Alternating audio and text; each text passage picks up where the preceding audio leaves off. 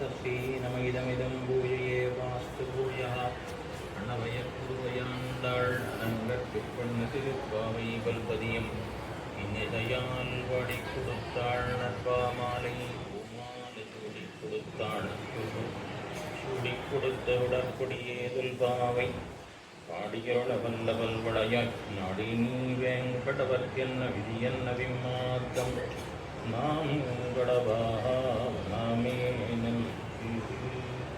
द्राविडां नायहृदयं गुरुपर्वक्रमागतं रम्यजामातृदेवेन दर्वितं रत्नसूनुनां कृष्णसमस्वाय नमो यामनहो नवे सदात्रैतलक्ष्याणां तदश्रीधरस्तदा கொடுத்த நாச்சியார் அருளி செய்த சங்கத்தமிழ் மாலை 30ஆவது திருப்பாவையிலே தினம் 12வது பாசுரம் நிர்வகிக்கப்படலாகிறது.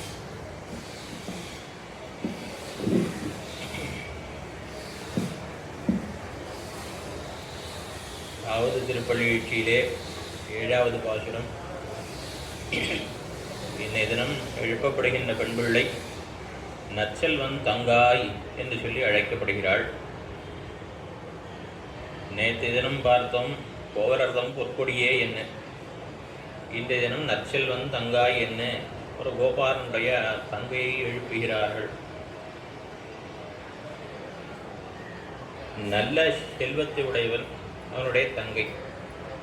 நல்ல செல்வம், செல்வத்திற்கு நன்மையாவது என்ன அப்படின்னா, பகவத் கைங்கரியமாயிர செல்வத்தை உடையவன், அதாவது கிருஷ்ண கைங்கரியமாயிர செல்வத்தை உடையவன். தோற்றிமாயின் சம்பத்தன்றிக்கே நிலை நின்ற சம்பத்து என்கிறார் பெரியவாசன் பிள்ளை. அழியக்கூடியதான செல்வம் இல்லை, அழியாத செல்வம். அது என்ன அழியாத செல்வம் என்னால், கிருஷ்ணன் திருவடிகளில் நிரந்தர சேவை, அதாவது கணனபெருமானுடைய திருவடிகளிலே தொடர்ந்து இடைவிடாமல் செய்யக்கூடியதான கைங்கரியம், அதுதான் செல்வம். அந்த செல்வத்தை உடையவன் இவன் இந்த கோபாலன். கிருஷ்ணாவதார காலத்திலே, கிருஷ்ணாவதார தேசத்திலே, அந்த திருவாய்ப்பாடியிலே இடைவிடாமல் கிருஷ்ணனுக்கு கைங்கரியம் பண்ணும்படியான செல்வத்தை உடையவன் அவனுடைய தங்கையை எழுப்புகிறார்கள் இந்த பாசுரத்திலே. நேற்று தினம் பாசுரத்திலே பார்க்கிற பொழுது கறவை கணங்கள் பல கறந்து கோவலர்தம் பொற்கொடியே என்ன, பசுமாடுகளை கறந்தவனான ஒரு இடையன் அவனுடைய பெண்ணை எழுப்பினார்கள். இன்றைய தினம் மாடுகளை கறவாதவனுடைய தங்கையை எழுப்புகிறார்கள். அது எப்படி மாடு கறக்கலைன்னு எப்படி தெரியும்னா, கனைத்து இளம் கத்திரமே கண்ணுக்கிறங்கி நினைத்து முலவழியே நின்று பால் சோர, யாரும் கறக்கல்லை ஆகினால அந்த பாலானது கீழே வீணாக போய்கொண்டிருக்கிறது. அப்படிப்பட்டவனுடைய தங்கை என்று சொல்றதுனால இந்த கறப்பாருடைய கைவழியிலும் இல்லாமல் கண்டர்களுடைய வாய் வழியிலும் இல்லாமல் பால் தன்னுடைய வீணாக போகிறது, இவன் கறக்கவில்லை. அப்படி ஸ்வதர்மத்தை விடாமல் அனுஷ்டித்தவனுடைய பெண் பிள்ளையை நேற்றைய தினம் எழுப்பினார்கள். அதாவது ஸ்வகிருத்தியம், இடையர்களுக்கு ஒத்தருக்கு ஒரு தர்மம் இருக்கும். பிராமணனுக்குன்னா அவனுக்குன்னு சில தர்மங்கள் இருக்கும், அதுபோல கத்திரியர்களுக்குன்னா சில தர்மங்கள் இருக்கும். இந்த வைசியர்களுக்கு உண்டான தர்மம் பாலை கறக்கிறது, பசு மாடுகளை கறத்தல் என்பது, பால் கறத்தல் என்பது அவளுக்கு ஒரு கோதோகனம் என்று சொல்லுவார்கள். கண்ணுகளை அழித்து விடணும், பால் கறக்கணும், இதெல்லாம் அவனுடைய காரியம். ஸ்வகிருத்தியம், ஸ்வதர்மம் அவனுக்கு. இந்த ஸ்வதர்மத்தை செய்தான் ஒருத்தன் அவனுடைய பெண் பிள்ளையை நேற்று எழுப்பினார்கள், கொண்டாடினார்கள். ஸ்வதர்மத்தை விட்டுட்டான் ஒருத்தன், அவனை கொண்டாடி அவனுடைய தங்கை எழுப்புகிறார்கள். இப்போ நாம் நம்முடைய தர்மத்தை அவாவா செய்ய வேண்டியதான, கடைபிடிக்க வேண்டிய கிருத்தியங்களை செய்வதா விடுவதா அப்படின்னு தோணும். விடுகையும் உபாயமன்று பற்றுகையும் உபாயமன்று, விடுவித்து பற்றுவிக்கிறவனே உபாயம். அவன் சுதர்மத்தை ஒருத்தன் செய்யறான், ஒருத்தன் செய்யாமல் போகிறான். இப்போ நாம் உபாயங்களை விடுவது உபாயம் இல்லை, அதாவது எம்பெருமானை பற்றுவதும் உபாயம் கிடையாது, எம்பெருமான் தான் உபாயம். உபாயாந்தங்களை விடும்படியாக பண்ணி, அதாவது சர்வதர்மான் பரித்தியஜ்ய என்று சொல்லி எல்லா தர்மங்களையும் கைவிட்டு, அதாவது எம்பெருமான் அடைவதற்கான முயற்சிகளை எல்லாம் கைவிட்டு அந்த எம்பெருமானையே தஞ்சமாக பற்றுகிறோமே, இதில் நாம் விடுறதும் உபாயம் இல்லை, ஸ்வீகாரமும் உபாயம் இல்லை. உபாயங்கிறது சாட்சாத் எம்பெருமான் ஒருத்தந்தான் உபாயம். அதனால அவள் அனுஷ்டானம் பண்ணினா இவ பண்ணாமல் இருந்தாங்கிறது இது இல்லை, எம்பெருமான் தான் உபாயம். அப்படிப்பட்ட எம்பெருமானை இடவிடாமல் பிரியாமல் இருக்கக்கூடிய தங்கை இவன். இவனுக்கு செல்வன், நற்செல்வன் என்று சொல்லுகிறார்கள். எப்படிப்பட்டவன்னா இளைய பெருமாளை போலே கைங்கரிய லட்சுமியை உடையவன். கிருஷ்ண கைங்கரியத்தை உடையவன். இப்படி இளைய பெருமாள் எம்பெருமானுக்கு தொடர்ந்து அடிமை செய்தாரோ அதுபோலே கண்ணன் பெருமானுக்கு தொடர்ந்து அடிமை செய்தவன். இளைய பெருமாளை பற்றி தெரிவிக்கிற பொழுது வால்மீகி மகர்ஷியானவர் ஒரு காட்டுக்கு புறப்பட்ட பொழுது, லக்ஷ்மணோ லக்ஷ்மி சம்பன்னா கணித்திரபட்டக ஆதரகாம், காட்டுக்கு புறப்படுறான். எல்லாவற்றையும் விட்டு புறப்படுகிற பொழுது லக்ஷ்மணா லக்ஷ்மி சம்பன்னா என்கிறார். லக்ஷ்மி அதாவது கைங்கரியமாயிர செல்வம், அதோடு கூடியவன், பொருந்தியவன், மிகுந்த கைங்கரிய செல்வத்தை உடையவன் சொல்றார். அப்ப எல்லாத்தையும் விட்டாங்க. என்ன இருக்கு அவங்க கையில? எதுவுமே இல்லை. இருக்கிறது ரெண்டு தான், மம்முட்டியும் கூடையும் தான். மண்வெட்டியும் ஒரு கூட கையில் வச்சுருக்கான். இது ரெண்டு தான் இருக்கு. கணித்திரம்னா மண்வெட்டி, பெட்டக்காதரானா அதை இந்த கூடையை கையில் வச்சுருக்கான். இது ரெண்டு தான் வச்சுருக்கான். இப்படிப்பட்ட இவனை பார்த்து கைங்கரிய செல்வத்தை உடையவன் என்ன கொண்டாடுகிறார். அதுவும் சம்பன்னகான் ஒரு உபசர்க்கம் வேற இருக்கார், சம்மன். அதனால என்ன தெரியுதுன்னா, இவருக்கு பகவத் கைங்கரியம் மாத்திரம் இல்லை, பாகவத கைங்கரியமும் உண்டு அப்படிங்கிறா பெரியவர்கள். இப்போ இன்னைக்கு எந்த பாகவதர் கைங்கரியம் பண்ணாக்கல? ராமரை தவிர்த்து வேற யாருக்கா கைங்கரியம் பண்ணியிருக்கானா? யாருக்குமே கைங்கரியம் பண்ண, ராமருக்கு தான் கைங்கரியம் பண்ணான். ஆனாலும் இவன் பகவத் கைங்கரியம் அல்லாமல் பாகவத கைங்கரியமும் பண்ணினவனாக தெரிவிக்கிறார்கள். அது எப்படின்னா, பெருமாள் திருமொழியில சுத்தமெல்லாம் பின்தொடரா தொல்கானம் அடைந்தவனே அப்படின்னு குலசேகர பெருமாளுடைய அனுபவம்.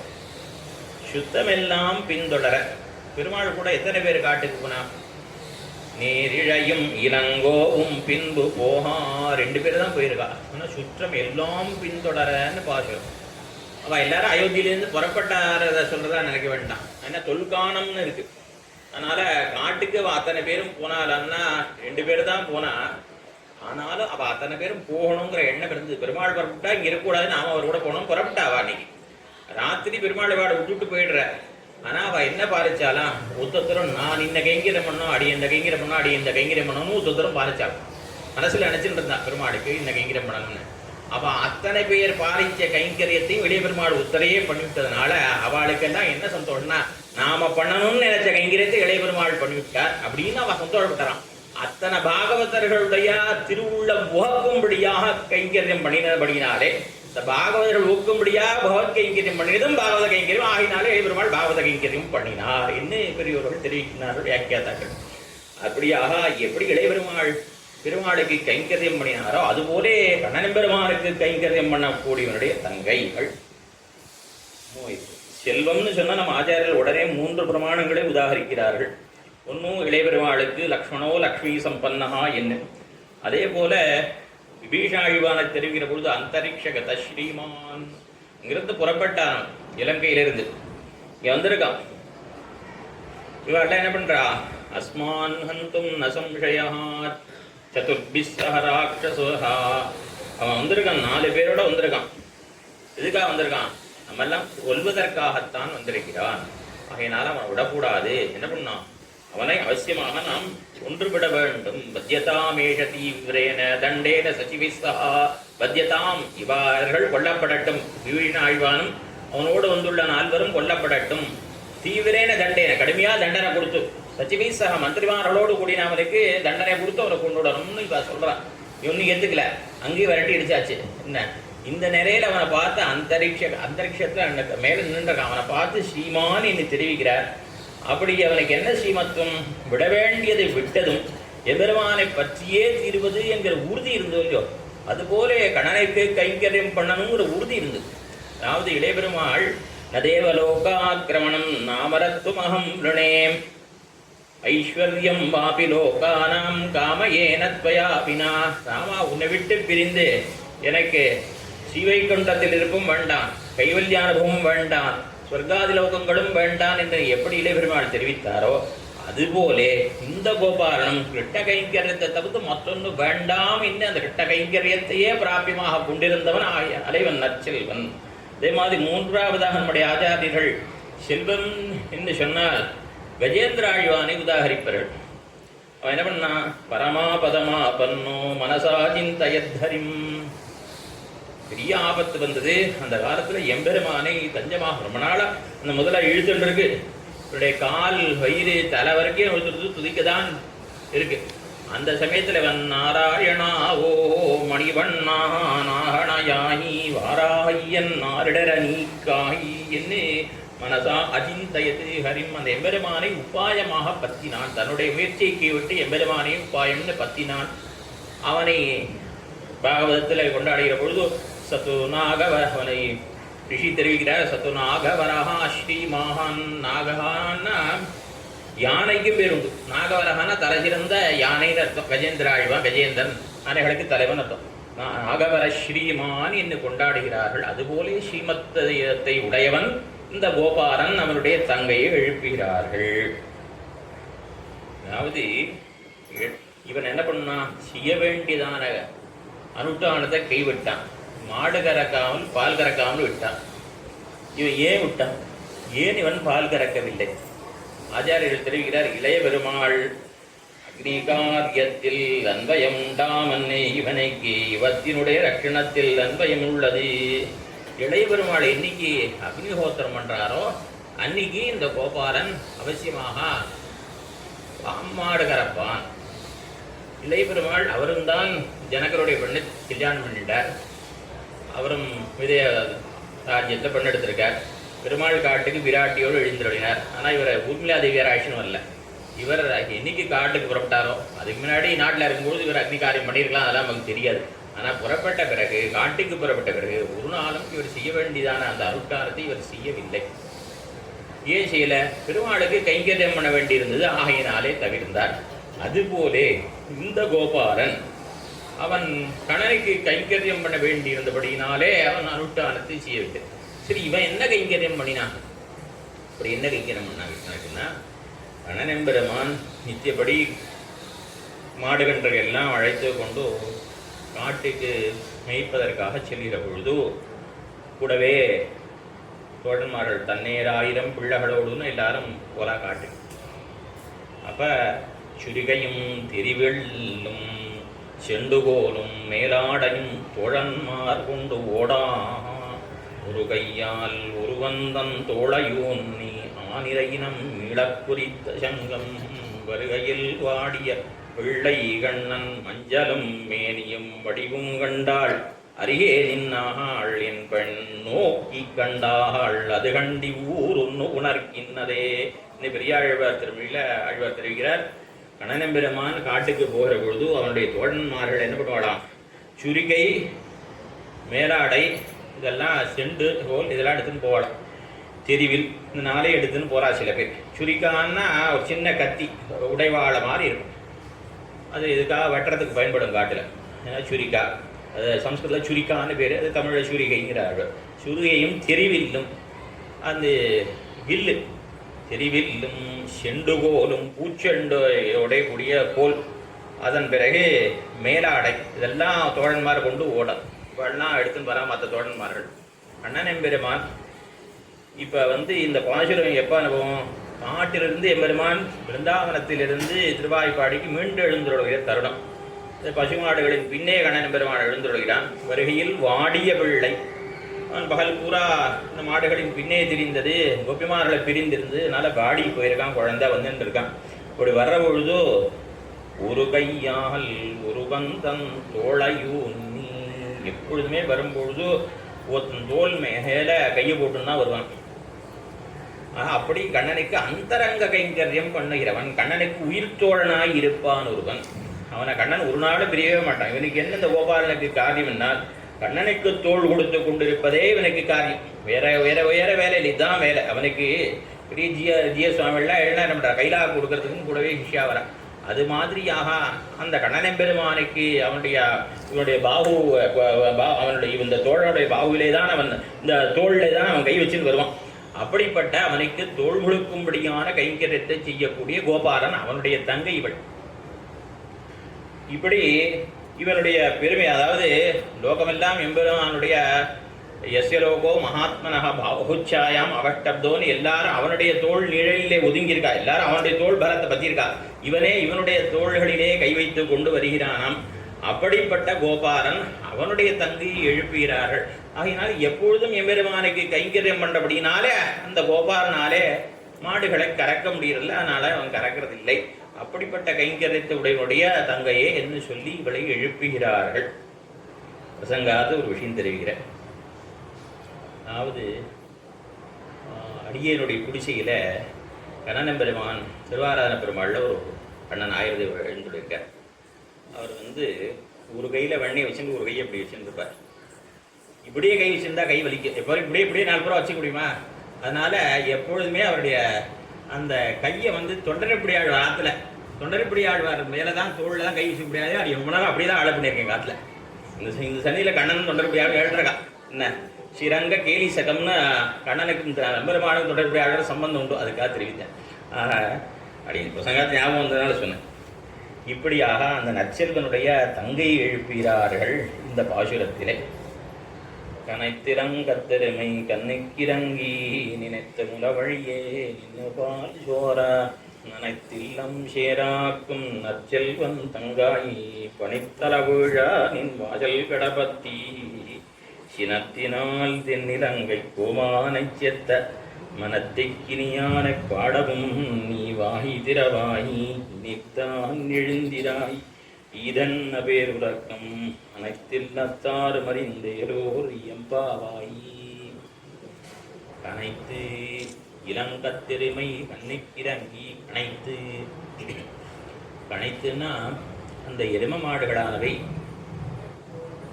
பால் கறக்க பெறாமையினாலே முலைகெடுத்து கதறி அப்படின்னு ஒரு அர்த்தம். அனைத்து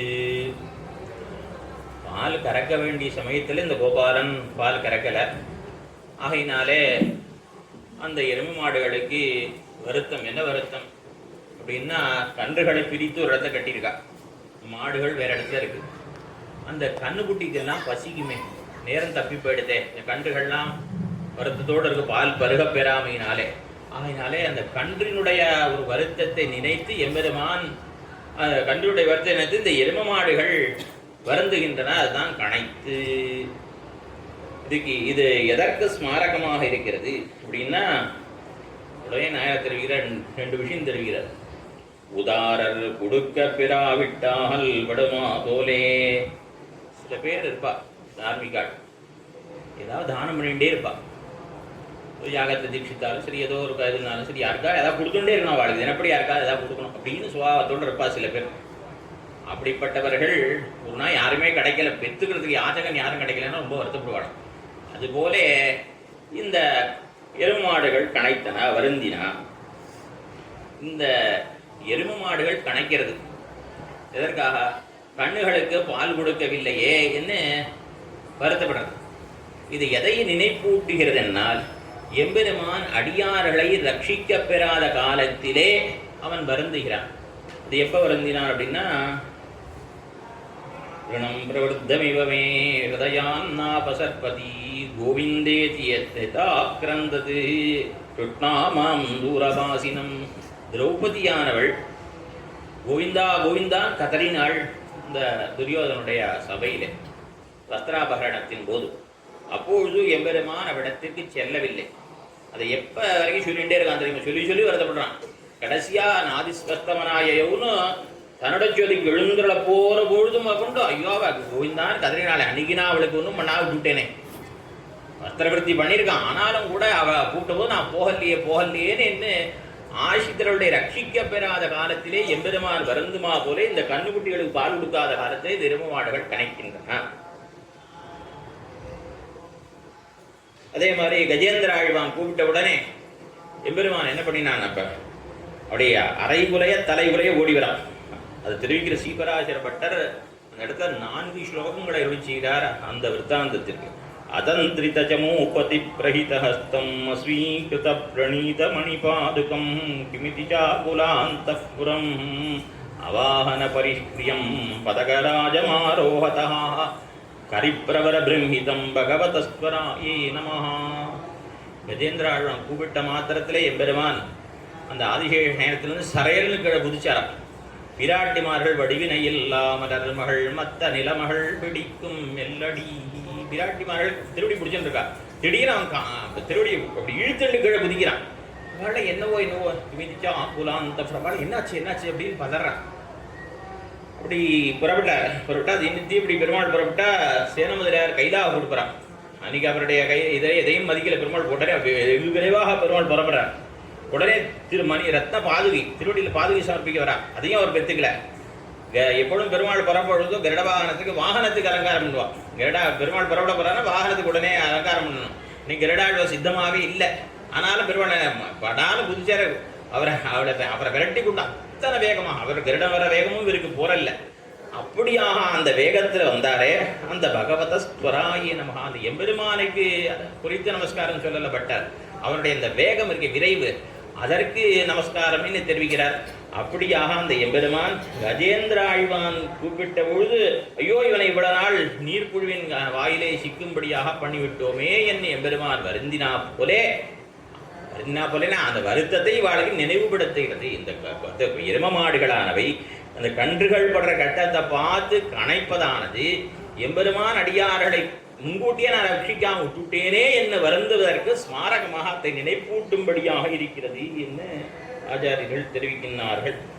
அதே மாதிரி கணைத்து இளங்கத்தெருமை கத்தெருமைன்னா வலித்தல் விகாரம். இளம் கன்றுகளோடு கூடிய எருமை, இல்லாட்டி நேத்தைய பாசுரம் போலே இளம் கன்றாகவே இருக்கக்கூடிய எருமை. இரண்டு விதமாக அர்த்தம் கொள்ளலாம். இளங்கன்றுகளுடன் கூடிய எருமைன்னு வச்சுக்கலாம். இப்படி இளங்கன்றுகளோடு கூடிய எருமையானது அந்த கரவாமடனாகு தன்கன்று உள்ளினார் போல். அந்த பாசுர வியாக்கியானத்தில் வேற அர்த்தம் காட்டுறார் பட்டர்.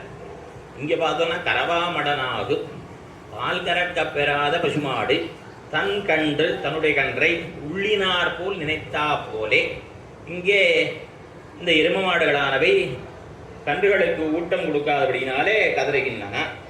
இப்படி கணத்திலம் கத்தெருமை கண்ணுக்கு இறங்கி கண்ணனிடத்திலே இரக்கம் கொண்டு எம்பெருமான் எப்படி ஏழை ஏதலம் மகன் என்னாதிரங்கி இவருடைய தோஷத்தை எல்லாம் பார்க்காமல் என்ன ஸ்ரீ குகப்பெருமாளுக்கு தீமைதானே நன்மையாயிற்று. அவருக்கு பரதாழ்வானுக்கு நன்மைதானே தீமையாயிற்று. குகப்பெருமாளை பார்க்கிற பொழுது அவரை கைவிடுவதற்கு அநேகம் இருந்தாலும் கூட ஏழைன்னா பணங்காசு இல்லாதவன்னு அர்த்தம் கிடையாது. ஏழை ஏதலன் கீழ் மகன். ஏழைன்னா பலவிதமாக பெரியவரோட அர்த்தம் கட்டிருக்கார். எவ்வளவு பணங்காசு இருந்தாலும் போராதுன்னு நினைக்கிறவன் தான் ஏழை. ஏழைங்கிறது பலவிதமாக அர்த்தம் காட்டியிருக்கார். இப்போ அந்த பாட்டு வியாக்கியானம் நமக்கு தேவையில்லைங்கிறதுனால அடி மேற்கொண்டு போகல. ஏதலன்னா சத்ருன்னு அர்த்தம். ஏதலன்னா அந்த வேடர்கள்லாம் தாயாரை உணவிடுகிற பொழுது ஏதோ தாமதப்படுத்திட்டான்னா அவ வயிற்றிலே கத்தி எடுத்து குத்திடுவானான். அப்படியாக அவ்வளோ இரக்கமில்லாதவர்களாக இருக்கக்கூடியவர்கள் வேடர்கள். அப்படி ஏழை ஏதலன் கீழ்மகன் என்னெல்லாம் நினைக்காமல் எம்பெருமான இடத்துல இரக்கம் கொண்டார். அதுபோல இந்த எருமைகளானவை கன்றுகளிடத்திலே இரக்கம் கொண்டு பால் சுருகின் எங்க பால் குடிச்சதுன்னா யாரை இடையன் கோபாலன் கறக்கவும் இல்லை, அந்த கன்றுகள் பால் பருகவும் இல்லை. இதுகள் என்ன கண்ணுக்குட்டியே நினைச்சுட்டே இருக்கு. அப்படியே நினைச்சு நிறைவின் முதிர்ச்சியினாலே பவனாப்பக்கரஷத்தாலே அந்த கன்றுகள் வாய் வைத்ததாக நினைத்து எரும மாடுகள் பாலை சுரிய ஆரம்பிச்சு. என்ன ஆச்சாரியர்கள் இருக்கா, அவளுக்கு விஷயாளுக்கு அர்த்தத்தை சொல்லலைன்னா தரிக்க முடியாது. சில பேர் இன்னும் இருப்பா, அது சாஸ்திரங்கள்லாம் வாசிச்சவாளுக்கு சாஸ்திரங்களை சொல்லிகிட்டே இருக்கணும். சொல்லிகிட்டே இல்லைன்னா மறந்து போடும். அது ஒரு காரணம். அவளுக்கு சொல்லலைன்னாலும் தரிக்க முடியாது சில பேரால். அது ஒரு காரணம். சொல்லாமல் இருக்க முடியாது. இப்படி 4 காரணம் உண்டு. அதனால என்ன பண்ணுவாளா, சிஷ்யாள் வந்தாலும் சொல்லுவா, சிஷ்யாள் வரலைன்னா கூட அவன் தனியாகவே சொல்லிட்டு இருப்பாள். அப்படியும் பெரியவர்கள் இருந்திருக்கா, ரொம்ப நாளா பெரியவர்களாக இருந்திருக்கா. அப்படி எதுக்கு சொல்றேன்னா, கன்றுக்கு இறங்கி அப்படி உண்டான்னா பார்க்குறோம். இப்போ கண்ணன் எம்பெருமானையே பார்க்குறோம். அதாவது இப்போ கண்ணு ஆனது வாயிலம் பால் பருகல்ல. ஆனாலும் இந்த எரும மாடுகள் பாலை சுருகின்றன. கண்ணன் பெருமான் என்ன பண்ணா கீதோபன்யாசம் பண்ணிட்டு இருக்கார் அர்ஜுனனுக்கு. 8 அத்தியாயம் ஆச்சு, முடிஞ்சு போச்சு கீதைன்னு இவனுக்கு தோணிடுச்சு. போகிறோம் சொல்ல வேண்டியதான் சொல்லிட்டான். கர்மயோகம் ஞானம் பக்தியோலாம் சொல்லியாச்சு, போதும்னு சொல்லிட்டு அவன் தலை தொங்க போட்டான். தலை தொங்க முடிஞ்சு போச்சு, சாத்திரம் முடிஞ்சு போச்சுன்னு நினச்சான். பெருமாள் பூயேவ மகாபாஹோ சுடுமே பரமம் மச்சா, திரும்பியும் சொல்கிறேங்கள் அர்ஜுனா, திரும்பியுங்கள்னு ஆரம்பிக்கிறான். ஐயோ கண்ணா, நான் உன்கிட்ட கேட்கவே இல்லையப்பா, சொல்லுவும் கேட்கவே இல்லையே, நீ சொல்லாதே இந்த இடத்துல இல்லையோ, ஆனால் நான் திரும்பியும் சொல்லுவேன். அதுபோல ஆச்சாரியர்கள் பல பேர் என்ன பண்ணுவான், சிஷ்யாவை கேட்கலைன்னா கூட அவள் வலியே வந்து சொல்லுவார்கள்.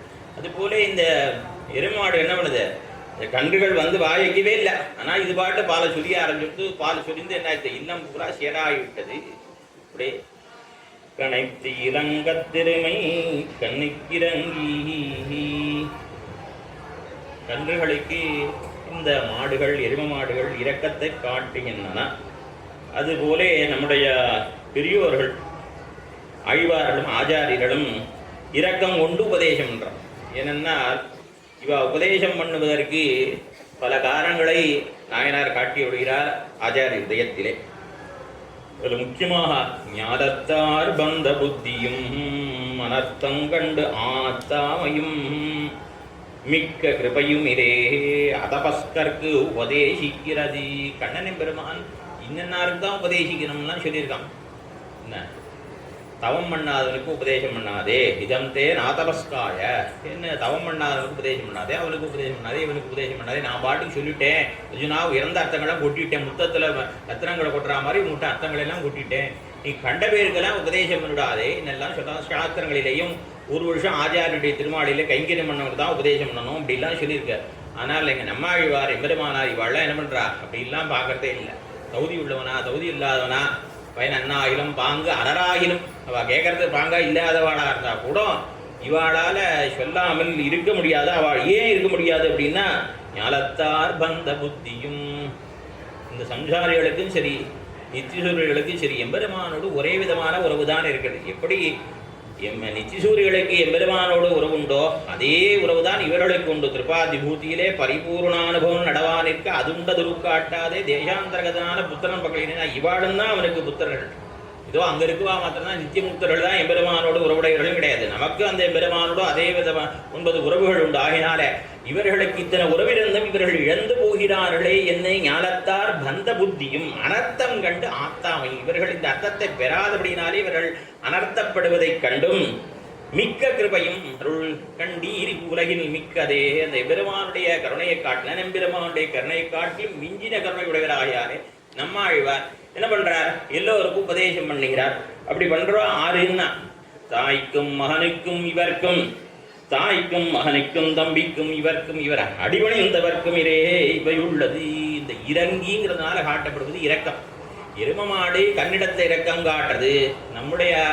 நம்மாழ்வார் நம்மிடத்திலே கிருபையினாலே உபதேசம் பண்ணுகிறார் அப்படின்னு பிரஸ்தாவம் வந்தது. நாயனார் ஆச்சாரியத்தில் தெரிவிக்கிற பொழுது யார் இப்படி இரக்கம் கொண்டு உபதேசம் பண்றா அப்படின்னா, தகுதி உள்ளவர்களுக்கு தான் உபதேசம் இல்லை. தாய்க்கும் மகனுக்கும் தம்பிக்கும் இவர்க்கும் இவரடி பணிந்தவர்க்கு வரே இவை உள்ளதுன்னா, இந்த குணங்கள்லாம் தாய்க்குன்னா சீதா பிராட்டி யாருக்கு உபதேசம் பண்றா, ராவணனுக்கு உபதேசம் பண்றா. விதித சகி தர்மஜா சரணாகத வத்சலா மித்ரமௌபைக்கும் தத்.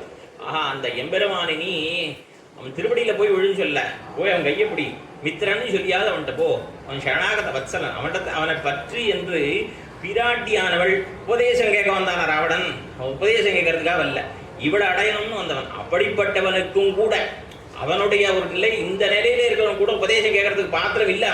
அவனையும் கூட கருணையினால விடாத அவனுக்கும் உபதேசம் பண்ணினாள் பிராட்டி. பிரகலாதாழ்வான் ஹிரண்யனுக்கு உபதேசம் பண்றான். சர்வபூதாத்மகே தாத்த ஜெகநாதே ஜெகன்மயே என்ன என்ன என்ன மித்ராமித்ர கதாபுதா, மித்திரன் அமித்திரன் நண்பன் எதிரின்னு உத்தரமே கிடையாது. ஏன்னா எல்லாமே பெருமான் அந்தர்யாமியாக இருக்கா. உலகத்துல எல்லா வஸ்துக்களையும் பெருமான் நீக்கவரை நிறைந்திருக்கிறபடினாலே நமக்கு இன்னார் வேண்டாதவா இன்னார் வேண்டிவாழ்னே கிடையாது. உத்தரத்தையும் நாம் துவேஷம் காட்டக்கூடாது என்னெல்லாம் பலவிதமாக உபதேசம் பண்றான்.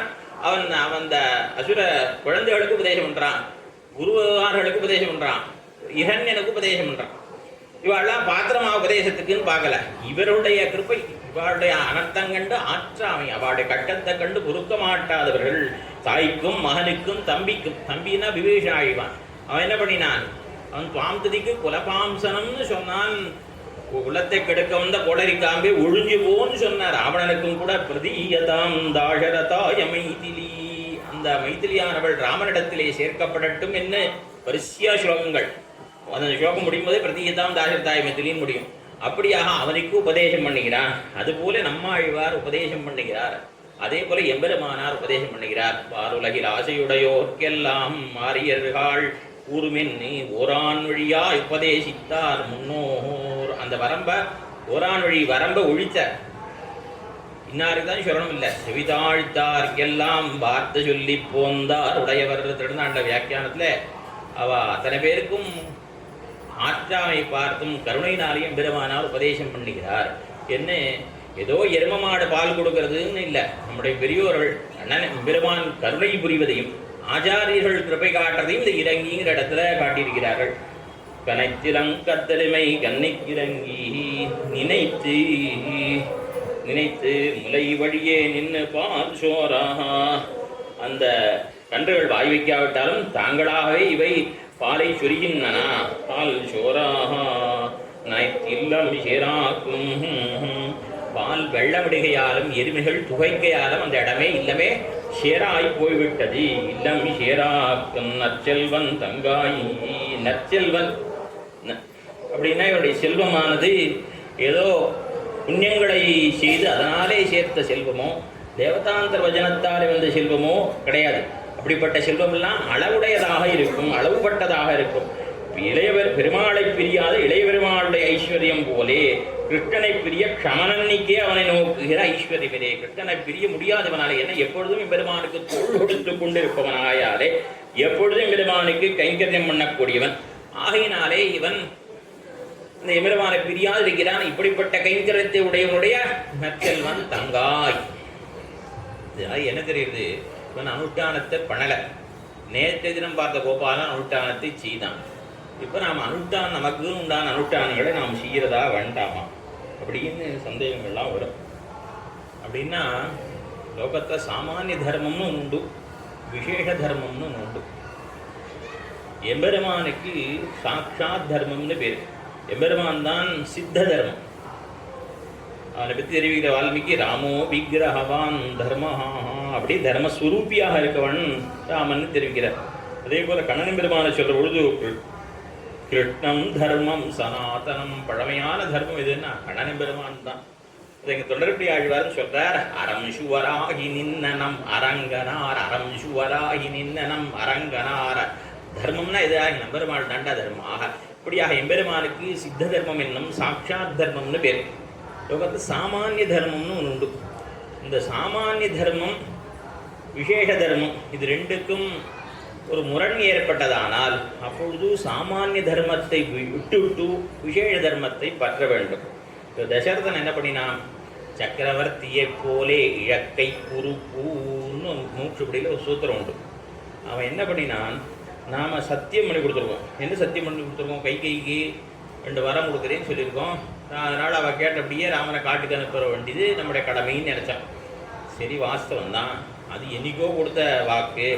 நேற்றைய தினம் பட்டாபிஷேக தினத்துக்கு முந்தைய தினம் என்ன பண்ணா, எல்லாரையும் கூப்பிட்டு நாளைக்கு ராமனுக்கு முடிச்சு விட்ட போறேன்னு எல்லாரும் முன்னாடி அறிவித்தாங்க. அது பொய்யா போடுது. இப்போ ஒரு உண்மையை நீ காப்பாற்றுறேன், இன்னொன்று பொய்யா போடுது.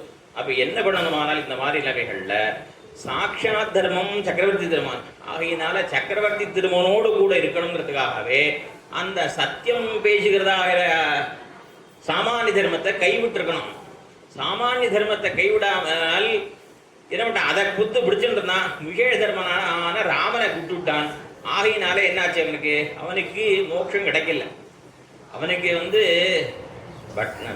அவனுக்கு சொர்க்கம் தான் கிடைச்சிது. நஞ்சியர் கேட்டாராம், அவனுக்கு ஏன் மோட்சம் கொடுக்கல அப்படின்னாராம் பட்டர் இடத்துல. பட்டர் சொன்னால் அவனுக்கு நரகம் தான் கொடுக்கணும். பார்க்க போனால் பொறுத்து பெருமாளுக்கு தகப்பனார் ஆகிட்டான். அதனால் பெருமாள் கருணும், இதனால் அவனுக்கு சொர்க்கத்தை கொடுத்தாருன்னு சொன்னாராம். அப்படியா சாட்சாத் தர்மமும் சாமானிய தர்மம் இருக்கிற பொழுது சாட்சாத் தர்மத்தை தான் நாம் பத்த வேணும் ஒழிய சாமானிய தர்மத்தை பத்தப்படாது. ஆச்சாரியத்தில் யாத்தியாசிரமதீட்சைகளிலே பேதிக்கும் தர்மங்கள் போலே அத்தானி சேவகத்தில் பொதுவானது நழுவும்.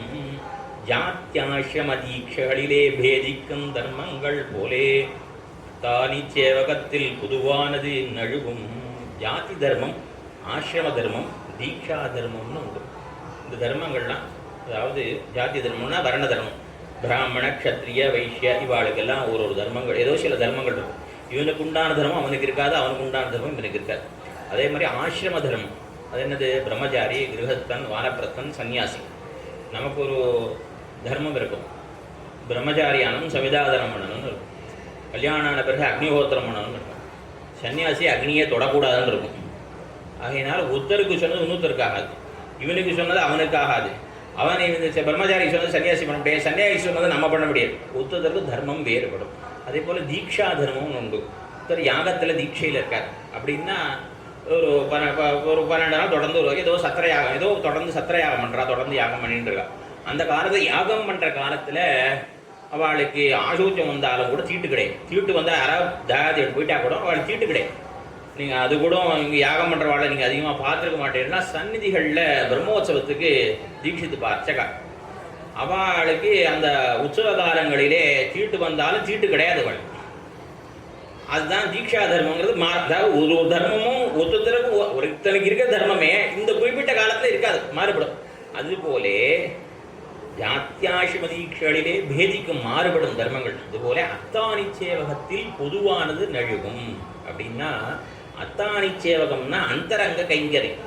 எம்பெருமானுக்கு அந்தரங்கமாக கூட உடனிருந்து திரைக்குள்ள இருந்து கைங்கரியம் பண்ணினா அப்பொழுது பொதுவானதுன்னா சாமானிய தர்மம். அது சாமானிய தர்மம் நழுவும்னு சூத்திரம். சாமானிய தர்மத்தை விடலாம்னு சூத்திரமோ விடணும்னு சூத்திரமோ கிடையாது. நழுவும் அப்படின்னா என்ன அர்த்தம் அப்படின்னா, இப்போ நம்பெருமாளுக்கு உற்சவம், நம்பெருமாளுடைய உற்சவம் புறப்பாடு. பெருமாள் வெளியில் மண்டபத்தில் எழுதிருக்கார். இப்போ திருவாடாட்டம் மணிவாட்டம் விட்டு கைங்கிற பிறாள் தெரியும், எல்லா கைங்கிற பிறாலும் யாருக்காக இருந்தாலும் சரி. அப்போ பராசர பட்ட இடத்துல ஒருத்தர் வந்து கேட்டான், சந்தியாவந்தனத்துக்கு காலம் தப்புகிறதே, சந்தியாவந்தனம் பண்ண வேண்டாமா அப்படின்னா. அவர் சொன்னாரான், இன்று சந்தியாவந்தனம் பண்ணாததை சித்திரகுப்தன் கணக்கிலே எழுதமாட்டான். ஏன்னா அது சாமானிய தர்மம். இப்போ பெருமாளுக்கு கைங்கிரி மணிட்டு போய் அர்ச்சகா, இப்போ ஏகாதசி வைகுண்டையாசி வருது, நாச்சிய திருக்கோலம் இருக்குது, காலையில் நடுராத்திரி 2 மணிக்கே வந்துடுறா உள்ள, தொடர்ந்து இப்போ 9 மணி வரைக்கும் இருக்கான்னா அவள் அப்போ தான் தியானம் பண்ண முடியுமா? அப்போ பண்ணக்கூடாது, பண்ணினா தான் தப்பு. அதனால் பெருமாளுக்கு கைங்கிற மாதிரி விசேஷ தர்மத்தில் உண்ணி இருக்கிறவர்கள் அவளுக்கு என்ன ஆகிடும், அந்த சாமானிய தர்மமானது தன்னடையே நழுவும். நழுவும்னா என்ன? மனாட வியாக்கியானது இருக்கிற உறங்குவான் கைப்பண்டம் போலே, தூங்குறவன் கையில் ஒரு வஸ்து வச்சுருக்கான்னா அவனையும் அறியாமல் நழுவிப்படும். அதுபோலே இது தன்னடையே எனக்கு விட்டு போகும். அதனால அவளுக்கு கைங்கரியம் பண்ண வேண்டாம், விட்டுவிடலாம், சந்தியாவந்தனம் பண்ண வேண்டாம்னு சொல்லியிருக்கா அப்படின்னு சொல்லிட்டு நாமும் சந்தியாவந்தனம் விடணும்னு நமக்கு அர்த்தம் இல்லை. இது யாருக்குன்னா அந்த அந்த கைங்கரியத்திலே இருக்கிறவர்கள் அந்த சமயத்திலே சாமானிய தர்மம் அவர்கள் அனுஷ்டிக்க வேண்டி இருந்தால் அந்த சமயத்தில் அது தன்னடையே விட்டு போகும். அப்படி விடலாமான்னா அதற்கும் ஒரு பிரமாணம் உண்டு. கைங்கரியத்தில் இருக்கக்கூடியவர்களுக்கு அனுஷ்டானம் பண்ண முடியாத போனால் அந்த காலத்தில் வாலக்கில்ய மகரிஷிகள் அவளுக்கு சேர்த்து ஒரு தடவை அர்க்கிய பிரதானம் பண்ணுவாள் அப்படின்னு ஒரு பிரமாணம் உண்டு. ஆகினாலே இப்படி நாம் என்ன செய்யணும்னா விடணும்னு சொல்லப்படவில்லை, அந்த கைங்கரியத்திலே இருக்கிறவர்களுக்கு அது விட்டு போகும். ஏனென்னால் விசேஷ தர்மத்திலே சாமானிய தர்மம் விட்டு போகும் என்று சொல்லப்பட்டிருக்கு. ஆகினால பண்ண வேண்டியவா பண்ண வேண்டியதான், அப்படி கைங்கரியம் இல்லாதவா அதை பண்ணித்தான் ஆகணும். கைங்கரியம் இருக்கிறவா கைங்கரியத்தினாலே அது விட்டு போக முடியும். இப்போ ஜீயபுரத்துக்கு பெருமாள் எழுறார், ஜீயபுரத்துக்கு கூடவே வேதபாரணம் பண்ணி போகிறார், கூட எத்தனை கைங்கிற பிறாள் போகிறான், எல்லா கைங்கிற பிறாலும் எடுத்துப்போம். ஸ்ரீபாதன் அங்கே இருக்கான், அவள் நடுவில் காவேரி தாண்டி போவாள், அதுக்காக பெருமாள் எழப்பட்டோ காவேரியில் சந்தியாவந்தனம் பண்ணிட்டு முடியும். அந்த சமயத்தில் அவர்களுக்கு அந்த கைங்கரியம் தான் பிரதானமாகினாலே அது விசேஷ தர்மத்திலே உண்ணி இருப்பவர்கள் அதிலே தான் இருக்க வேண்டும். அதுபோல இருந்தவன் இந்த கோபாலன். இந்த இடையனார்னா நற்செல்வன் சொன்னால் அவருக்கு எது செல்வமாக எம்பெருமானை விட்டு பிரியாமல் தொடர்ந்து அடிமை செய்யான கைங்கரியத்தை உடவன். அவர்களுக்கு அதை விட்டதுனால ஒரு குத்தம் மாறாது. இப்படி நற்செல்வன் தங்காயி பனித்தலபுழனின் வாசல் கடபத்தி. மேலே மழை பொழியறது, பனியானது தலையிலே விழுகிறது. ஏனென்றால் கீழே 4ஆம் பாட்டிலே அழிமழை கண்ணா பெய்திடா இந்த பஞ்சன்ய தேவன் இவர்கள் நியமித்திருக்கிறார்கள். இதிலிருந்து மழை தூர்றது, பனி பெய்கிறது, கீழே இந்த பால் சீராக ஓடி கிடக்கிறது, நடுவிலே மால் வெள்ளம், இவர்களுக்கு மனசிலே பக்தியா வெள்ளம், இப்படியாக இந்த 3 வெள்ளத்திற்கு இடையிலே இவர் என்ன பண்றா, பணித்தலவோடனின் வாசல் கடபத்தி, உன்னுடைய வாசல்லே இந்த தண்டியத்தை பற்றி நாங்கள் நின்றுருக்கோம். நித்தல வேடனின் வாசல் கடபத்தி, இவள் இப்படி இருக்க செய்து இன்னமும் இவள் எழுந்திராமல் இருக்கிறாளே என்ன. சரி, தாம்பராளுக்கு ராமவிருத்தாந்தம் சொல்லுவோம். கிருஷ்ணவிருத்தாந்தம் சொல்லலாம், ராமவிருத்தாந்தம் சொன்னால் அதனாலாவது இவள் எழுந்திருப்பாளா என்ன பார்ப்போம். என்ன, இந்த இடையர்கள் காட்டில் போகிற பொழுது சில மரங்களை வெட்டிட்டு போடுவாளாம் பாதியா. அப்போ வெட்டிட்டு போனால் இடையன் எரிந்த மரம் அது என்ன ஆகும், அது அர்த்த ஜீவனாக இருக்கும். அதுபோல இந்த கோபிமார்களை அவளை துடிக்க விட்டுட்டு போகிறது கண்ணனுடைய வழக்கம். என்ன பண்ணுவான், போகும்போது ஒத்தி பார்த்து கருமலர் கூந்தல் உறுத்தி தன்னை கடை கணித்து ஒத்தி பார்த்து கஞ்சாடை காட்டுவேன், நீ வந்துருவோ அப்படின்னு சொல்லிட்டு போவான். அப்போ என்ன, அவன் மனசில் வேற ஒத்தி நினச்சின்னு இருப்பான், ஆனால் கடைசியில் வேற யாரோ ஒரு கோபிமாருடைய கிரகத்தில் இருப்பாங்க. அதனால அந்த மாதிரி பெண்களை படாத பாடுபடுத்துகிற அண்ணனுடைய விற்த்தாந்தம் சொல்லி அவள் எழுந்திருக்க மாட்டா போடுவோம். அதனால் ராம விற்த்தாந்தம் சொல்லுவோம். அவன்தான் ராமபிரான் உண்ணாது உறங்காது உலிகடலை உடறுத்து பெண்ணாக்கையா புண்டு என்ன. அவன் சீதை பிரிந்த காலத்திலே அரித்ரசதம் ராமஹா, ராமன் தூங்குறதே இல்லை. அப்படி ஒருவேளை தூங்கினான், தூங்கி எழுந்திருக்கும் போது சீதான்னு சொல்லிட்டே எழுந்திருக்கிறான். அப்படிப்பட்ட அந்த ராமவிருத்தாந்தம் சொல்லுவோம் இவள் எழுந்திருப்பதற்கான்னு சொல்லிட்டு ராமனை பற்றி சொல்ல ஆரம்பிக்க. சினத்தினால் தென்னிலங்கை கோமா நெச்சத்தா மனத்து இனியானைப்பாட் நீ வாய் திறவாய். சினத்தினால் கோபத்தினால அப்படின்னா சக்கரவர்த்தி திருமானுக்கு கோபம் வருமா. சக்கரவர்த்தி திருமான் குளிர்ந்த நீர் போலே குளிர்ந்திருக்கக்கூடிய திருவுள்ளத்துடைய. ஏன்னா வால்மீகி 16 கேள்விகளை கேட்டார். ஜிதக்ரோதகா அப்படின்னு ஒரு கேள்வி. ஜிதக்ரோதகா கஹா, கோபத்தை வென்றவன் யார். அப்புறம் ஒரு கேள்வி கேட்டார், கஸ்ய பிப்யதி தேவாஸ்ய ஜாதரோஷஸ்ய சயுகே, எவனுக்கு கோபம் வந்ததானால் தேவர்கள் கூட எதிரில் நிற்க முடியாதோ அப்படிப்பட்டவன் யார். ஒரு கேள்வி கோபப்படாதவன், கோபத்தை ஜெயிச்சவன் யார். இன்னொரு கேள்வி, யார் ஒருத்தனுக்கு கோபம் வந்ததே ஆனால் எதிரில் தேவர்களும் நின்று போட்ட முடியாதோ அப்படிப்பட்டவன் யாருன்னு கேட்டார். இது ரெண்டுக்குமே ஒருத்தனை தான் பதில் சொன்னோம். ராமோ நாம ஜனைஷுதா இக்ஷ்வாகு வம்ச பிரபவா. ராமோ நாம ஜனைஷுதா, ராமன் தான் கோபத்தை வென்றவன் அவன் தான், கோபம் உற்றவன் அவன் தான்ங்கிறத அதுக்கு அவனையும் காட்டுறான். இது எப்படின்னால் சக்கரவர்த்தி திருமனுக்கு பொதுவாக கோபமே வராது. அப்படிப்பட்ட சக்கரவர்த்தி திருமன் பார்க்கிற பொழுது 3 நாள் ஒரு தரைக்கிடை கிடக்கிறார் சமுத்திரராஜனை குறித்து சரணாகதி பண்ணி. கோபம் அல்ல, கோபத்தை வரவழைச்சி கொண்டிருக்கவர் பாவம். சமுத்திரசே ததக்ருத்தா, கோபம் வரலாத கோபத்தை அவர் வரவழைச்சி கொண்டிருக்க. அதே மாதிரி 14,000 ராட்சசர்கள் வந்தார்கள், படையெடுத்து வந்தார்கள் ஜனஸ்தானத்தில். அப்பொழுது எம்பெருமான் அந்த ராட்சசர்களை வதம் பண்ணணுங்கிறதுக்காக என்ன பண்ணாராம், கோபஸ் குரோதமாக தீவிரம் அருளப்பாடு கோபம். அது பேர் கோபத்துக்கு அருளப்பாடு சாய்க்கிறார். அவர்கிட்ட கோபம் வரல அவருக்கு பாவம். கோபத்தை வரவழைச்சினாதான் இந்த ராட்சசாவோட யுத்தம் பண்ண முடியும். அதனால அதுக்கப்புறம் கோபத்தை வரவழைத்து கொண்டார், வராத கோபத்தை வரவழைத்து கொண்டார்னு இருக்கு. அப்படிப்பட்ட சக்கரவர்த்தி திருமன் என்ன பண்ணார், அவருக்கும் ஒரு சமயம் கோபம் வரும். தன் மீது யாரும் குத்தம் செய்தார்களேயானால் அவர் கோபப்பட மாட்டார். ஏன்னா 100கணக்கான அபராதங்களை செய்தாலும் அவர்களிடத்தில் ராமன் கோபித்துக் கொள்ள மாட்டான் என்ன இருக்கு. ஆனால் அதே ராமபிரான் ஒரு சமயம் என்ன பண்ணார், ததோ ராமோ மகாதேஜா, அதாவது ததோ ராமோ மகாதேஜா ராவணஸ்ய கிருதம் வ்ரணம் திருஷ்ட்வா ப்ளவகஷாத் தூலம் கோபஸ்ய வசமேயுவான். ராவணன் ஹனுமார் மேல பானத்தை போட்டார். அவர் உடம்புலேருந்து ரத்தம் வெளியே இருந்தது. பார்த்த உடனே பெருமாளுக்கு கோபத்துக்கே கோபம் விட்ட வழக்கான கோபம் வந்துருத்து. பெருமாளுக்கு கோபம் வந்துருத்து. அப்புறம் ராவணத்துல அவனை ராவண வதம் பண்ணுகிறார். தன் மீது அம்பெய்த பொழுது பெருமாளுக்கு கோபம் வரல. அதே இது ஹனுமான் மீது அவன் அம்பெய்த பொழுது பெருமாளுக்கு கோபத்துக்கே கோபம் விட்ட வழக்கானார் பெருமாள். அப்படியாக கோபம் வந்தது. அந்த சக்கரவர்த்தி திருமலுக்கும் கோபம். சினத்தினால் தென்னிலங்கை கோமானை செத்த. தென்னிலங்கைன்னா தென் என்பதற்கு தெற்கு திசையிலே உள்ள இலங்கைன்னு அர்த்தம். தென்னா அழகுன்னு அர்த்தம். ரொம்ப அழகான இலங்கை. லங்கை எப்படிப்பட்டதுன்னா ஒரு அழகான ஊர். பெருமாளை தெரிவிக்கிறார். ராவணவதம் பண்ணின பிறகு உள்ளே சீதையை பார்க்கறதுக்கு உள்ளே சென்ற லங்கையின் உள்ளே நுழைந்த எம்பெருமான் பார்த்துட்டு இளைய பெருமாள் சொல்றார், லக்ஷ்மணா, நம்ம ஊருக்கு எத்தனையோ கவிகள்லாம் வருவா, எத்தனையோ புலவர்கள்லாம் நம்ம ஊருக்கு வருவா. நம்ம அயோத்தி ராஜ்யத்தை அயோத்தியை பற்றி பாடுவா, நம்ம சக்கரவர்த்தியை பற்றி பாடுவா. நான் நினைக்கிறேன் ஒரு கவிகள் கூட இந்த ஊருக்கு வந்ததே கிடையாது. அந்த மாதிரி கவிகள்லாம் யாருமே இந்த லங்கைக்கு வந்ததே கிடையாது போல இருக்கு. கவிகள் ஒருவேளை லங்கைக்கு வந்திருந்தாளானால் அதுக்கப்புறம் அயோத்தியை யாரும் பாடிக்க மாட்டா, லங்கையை தான் பாடியிருப்பா. அதனால நான் நினைக்கிறேன் அந்த கவிகள்லாம் லங்கைக்கு இந்த பக்கமே வந்தது இல்லை போருக்குன்னாராம். அப்படியாக அவ்வளவு அழகாக இருந்த ஊர் அது. சாதை சுரலோகஸ்ய, அதாவது தெரிவிக்கிற பொழுது ஹனுமான் தெரிவிக்கிற பொழுது அவ்வளவு கொண்டாடுற அந்த லங்கையை திருவடி மதித்த ஐஸ்வர்யம்னு ஆச்சாரியர்கள் தெரிவிக்கிறார். இலங்கைன்னு தென்னிலங்கைன்னா அப்படி இவன் ராவணன் மாத்திரம் இந்த அதர்மத்தை செய்யாமல் இருப்பனே ஆனால், விராட்டியை கவர்ந்து வாராமல் இருப்பனே ஆனால் அவன் தேவேந்திரனோட கூடிய ஸ்வர்க்கத்தையும் சேர்த்து ஆளலாம். அப்படிப்பட்ட அவ்வளவு ஆற்றல் இருக்கு அந்த ஊர்ல. அத்தனை அவ்வளவு அழகா இருக்கு அந்த ஊர். அவனுடைய செல்வம் அவ்வளவு செல்வம். சாதயம் சுரலோகஸ்ய ச சக்கரஸ்யாபி ரட்சிதா எதர்மோன பலவான். என்பன் அதர்மத்தை மாத்திரம் செய்யாமல் இருந்தால் அந்த இந்திரனுடைய லோகத்தையும் சேர்த்து ஆளலாமே என்று திரும்பி சொன்னாராம். அப்படிப்பட்ட தென்னிலங்கை கோமானை செற்ற அவனை கொன்ற எம்பெருமான். அவனை எப்படி வதம் பண்ணினார்?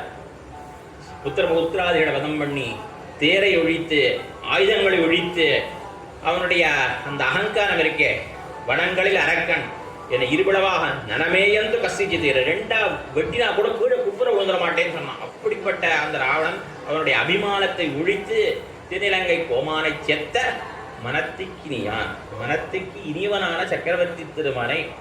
மனத்துக்கினியான சக்கரவர்த்தி திருமனுக்கு தான் மனத்துக்கினியான்னு பேர். ஏனென்றால் ஒரு இடத்துலையும் பார்க்கிற பொழுது அவருடைய விற்த்தாந்தங்களை பார்க்கிறோம்.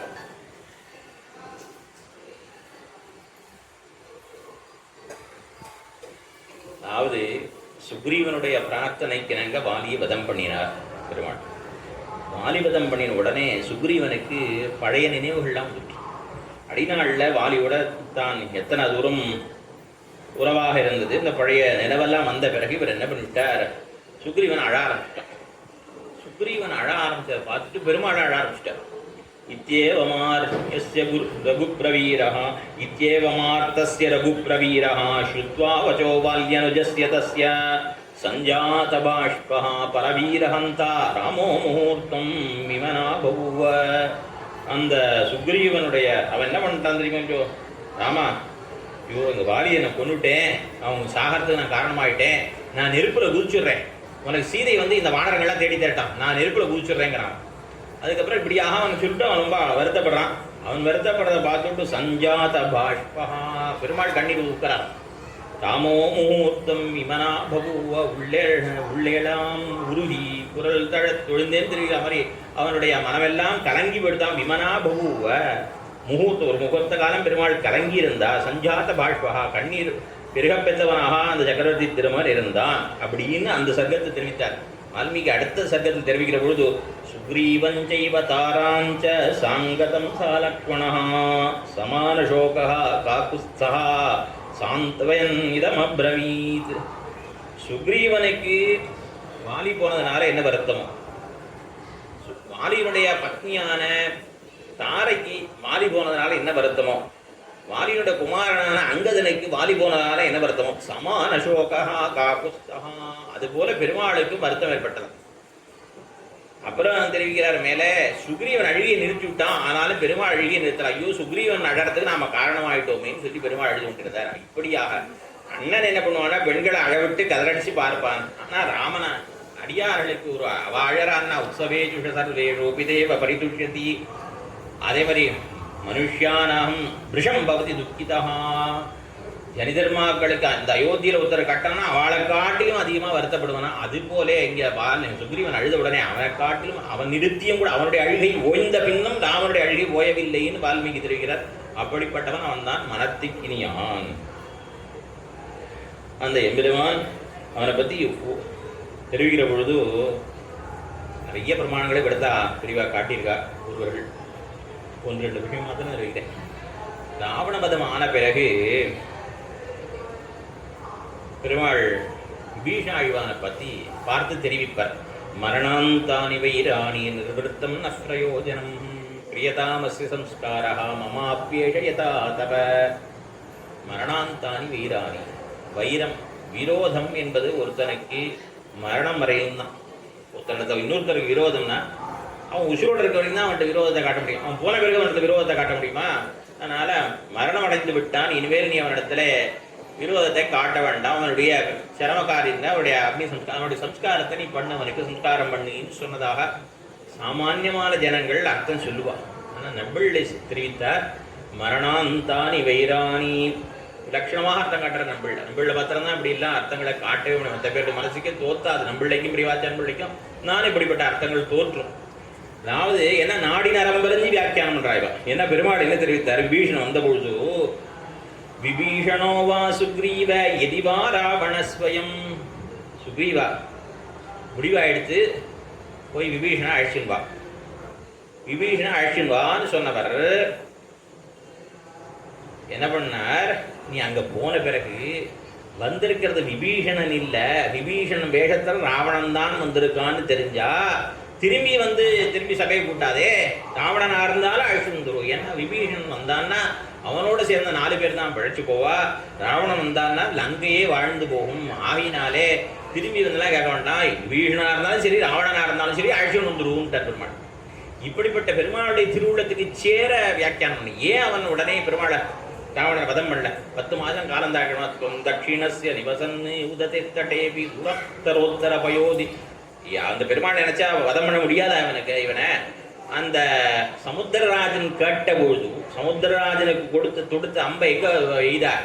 துருமகுல்மம் எங்கேயோ 10,000 மைலுக்கு அப்பாரம் இருக்கக்கூடிய துருமகுல்மத்தில் இருக்கக்கூடிய அந்த வாழை குறித்து சத்ருகுலை குறித்து எய்து அவர்களை வதம் பண்ணின பெருமாளாலே எது 100 யோஜனை விஸ்தீர்ணம் உள்ள லங்கையில் உள்ள ராவணனை அழிக்க முடியாது. இல்லை அவன் எப்படியாவது திருந்தி வரமாட்டானா என்று எதிர்பார்த்துட்டு இருந்தார். அப்படிப்பட்ட பெருமாளுடைய திருவுள்ளத்துக்கு சேர வியாக்கியானம் பண்ண மரணாந்தானி வைராணி. விபீஷணா அவன் உயிரோடு இருக்க பொழுது அவனுக்கு ஏதாவது நன்மை செய்யணும்னு ரொம்ப எதிர்பார்த்தேன். ஆனால் அவன் நன்மையை செய்ய விடலை. அவன் அவனுக்கு அத்வேஷம் இல்லை, துவேஷம்தான் இருந்தது. நான் ஒரு நல்லது செய்ய எந்த ஒரு ஜீவாத்மாவுக்கும் பரமாத்மாவானும் எல்லா ஜீவாத்மாக்களுக்குமே நல்லது தான் நினைப்பேன். என்ன எந்த ஜீவனுக்கும் நல்லது செய்யத்தான் நினைப்பான். ஆனால் ஒரு ஜீவன் அவன் செய்ய நன்மை இவன் தடுத்தானே ஆனால் அந்த பரமாத்மா இவனை கை விட்டுருவோம், வேற ஒன்றும் பண்ண முடியாது. அதுபோல இங்கே ராவணன் என்ன பண்ணினான்? அவருக்கு நான் எவ்வளவோ நல்லது செய்யணும் பார்த்தேன், ஆனால் அவன் ரிஷிகளுடைய குடியிருப்பு அழித்தான், தண்டகார நிவாசிகளான ரிஷிகளை நலிந்தான். பெரிய உடையாரை என்ன பண்ணான்? ஹனனம் பண்ணினான், பிராட்டியை பிரித்தான். ஒரு இடத்துல வியாக்கியான ரமணாதிபிரான் வியாக்கியானத்தில் ஹரணத்துக்கு பரிகாரம் உண்டு, ஹனனத்துக்கு பரிகாரம் இல்லை அப்படின்னு நாயனார் வியாக்கியானம்.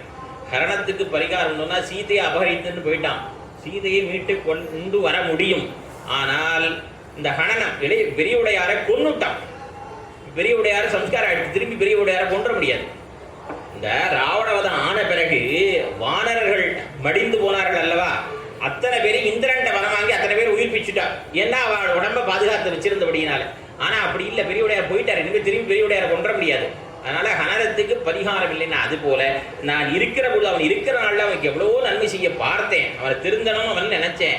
அவன் ஆனால் என்ன பண்ணான்? ரிஷிகளுக்கு தீங்கிழைத்தான், பெரிய உடையாரை கொன்றான், பிராட்டியை காரணான். அவன் இப்படியாக துவேஷ காலத்தின் காரணமாக பல்வேறு தீய செயல்களையே செய்துட்டு வந்தான்.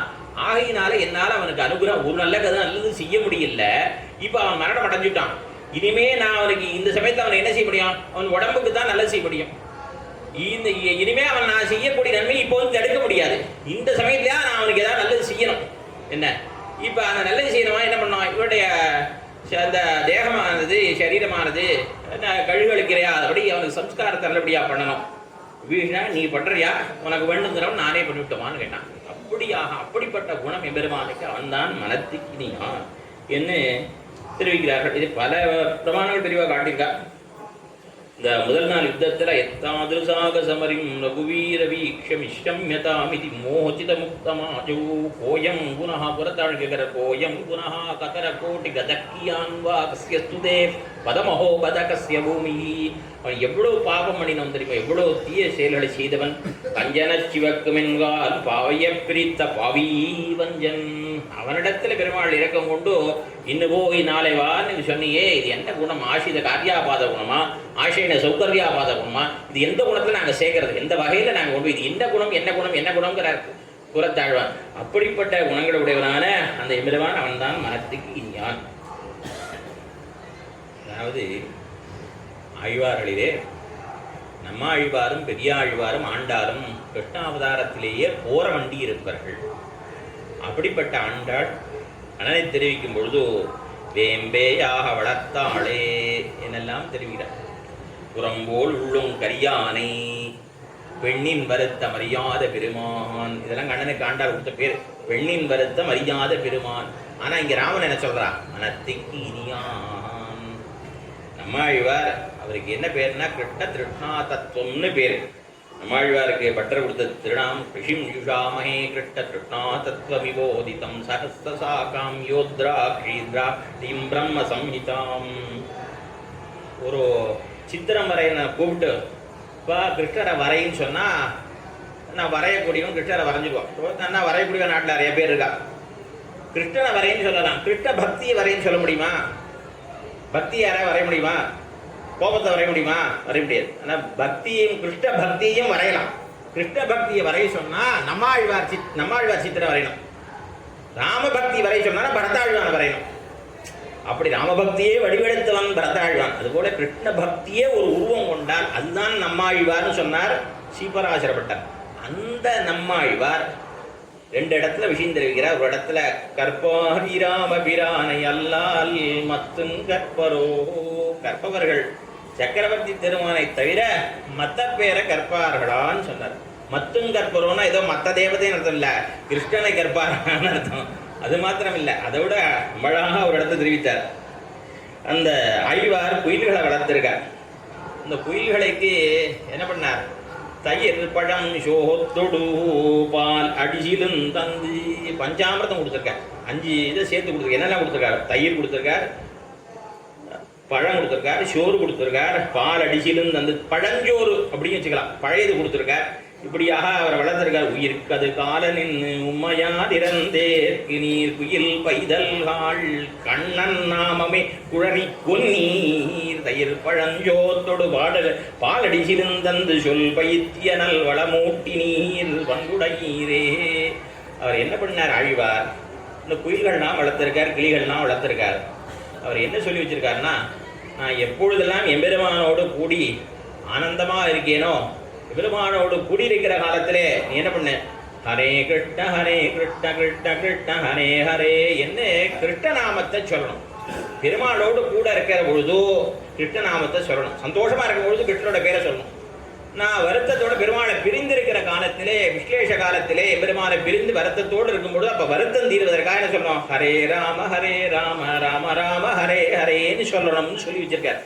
இதுகள் என்ன பண்ணிடுதோ நேர மாறா சொல்லிடுச்சு. ஆழ்வார் பிரிந்திருக்கிற காலத்துல அண்ணனுடைய நாமத்தை சொல்லிடுத்து. உயிர்க்கது காலன், உயிர்க்கது காலன்னா என் உயிருக்கு அது காலன். காலன்னா மிருத்யு, யமன்.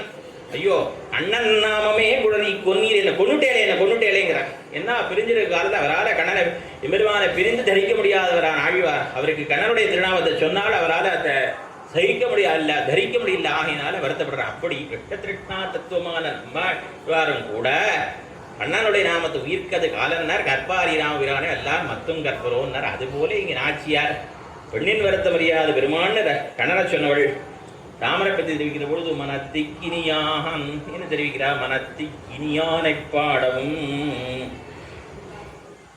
என்ன அப்படி சக்கரவர்த்தி திருமகனை பாடச் செய்தேயும் நீ இன்னமும் விழித்து கொள்ளாமல் இருக்கிறாய், எழுந்து வாராமல் இருக்கிறாயே.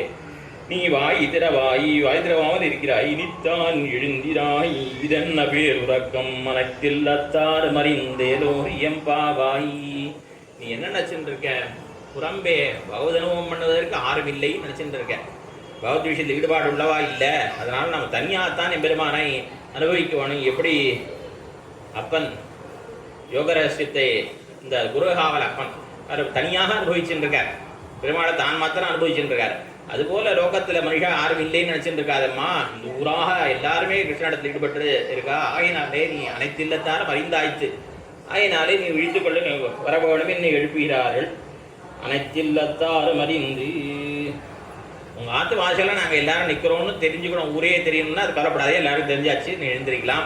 அனைத்தில்லத்தாறு மறிந்து எம்பெருமானாரைப் போலே இருப்பதொரு பெண் பிள்ளை. எம்பெருமானார் திருப்பவதரித்த பிறகு எல்லாரும் அர்த்த விசேஷங்களை அறிந்தா போலே இந்த பெண் பிள்ளையானவர் பிறந்த பிறகு எல்லோரும் கிருஷ்ணானுபவத்திலே திளைக்கும்படியானவர்களானார்கள். ஆயினால் அனைத்தில்லத்தாரும் அறிந்து அனைத்தில்லத்தாரும் அறிந்தேரோ எம்பாவாய் என்று சொல்லி இந்த பெண் பிள்ளை நற்செல்வனுடைய தங்கையை எழுப்புகின்றார்கள். பாசத்தேன சொன்னான் கணைத்திலங்கத்தரம கண்ணிக்கிறங்கி நினைத்த முலவழியே நின்று பால் சோரா நனைத்தில்லம் சீராக்கும் நற்செல்வன் தங்காய் பனித்தலகுழனின் வாசல் விடபத்தி சினத்தினால் தென்னிலங்கை புமானை செத்த மனத்திக்கினியானை பாடம் நீ பாய் திறவாய் இனித்தான் எழுந்திராய் ஈரென்ன பேருறக்கம் அனைத்தில் அத்தாரவரின் தேரோரியம் பாவாய் தாழ்வாழியது காக்கும்